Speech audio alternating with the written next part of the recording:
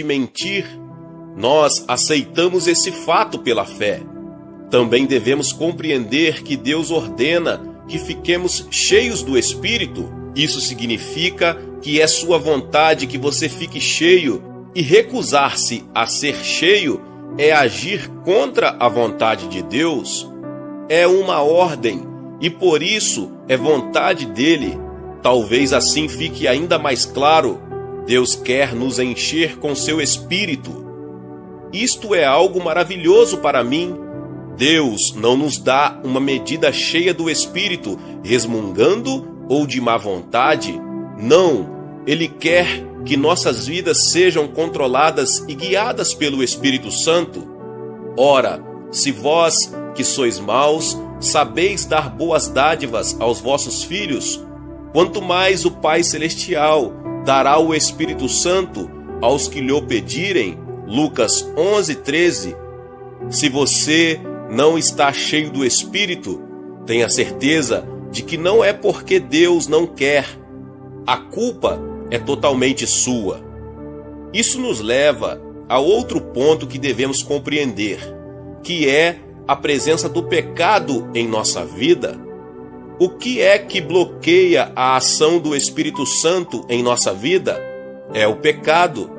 Antes de podermos ficar cheios do Espírito Santo, temos de resolver honesta e completamente todos os pecados conhecidos em nossa vida.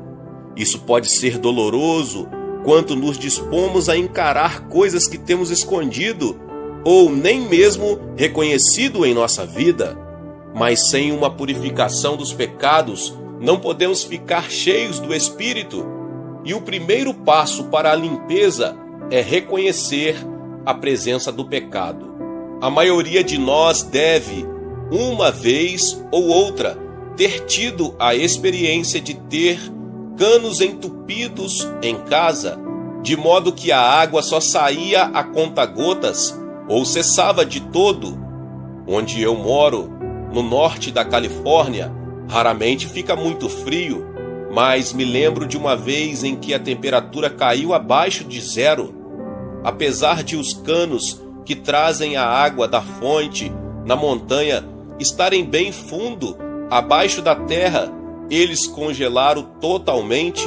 Tivemos de cavar a terra dura e esquentar uma junta de cano com um maçarico para derreter o gelo. O pecado em nossa vida é como esse gelo. Nossa vida espiritual foi congelada por um mundo hostil. Só há uma solução: arrepender-se, para abrir o bloqueio e restaurar a fluência do Espírito. Todos nós sabemos que o endurecimento das artérias, arteriocleose, é uma das doenças perigosas que atinge grande parte das pessoas em todo o mundo. O tratamento é feito com algumas drogas e, na maioria dos casos, é necessário um processo mais radical, como, por exemplo, cirurgia.